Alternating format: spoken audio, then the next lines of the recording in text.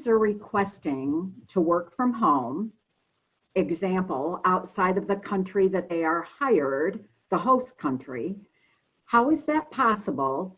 And do they need to have work authorization to be hired into the host country payroll? What are the potential risks and how do we mitigate that? David?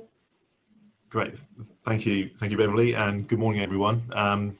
Thanks for that small question just to begin. Very, tiny topic and easy to answer. Yeah, so it's there's multi aspects of that. If we just quickly sort of go to the what's required around work authorization, some of that will be immigration related, and I'll defer that to Elena. But generally, if you're working in another country, depending on the domestic rules in that location, you will be required, just from a labour law perspective, to have some sort of registration, some employment of record, employer of record kind of arrangement there. And that's really sort of touching on the sort of employment law aspects. From a compliance point of view, again, it's all in the devil's in the detail.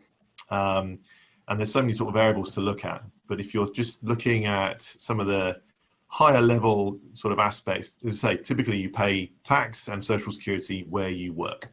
So if someone is working in another location, the anticipation is that, the expectation I should say, is that you will pay tax and social security in that location. Then you need to look at the domestic rules and just see, do you need to operate a payroll? Do you have an entity in that location? Does that entity need to withhold on behalf of that particular person?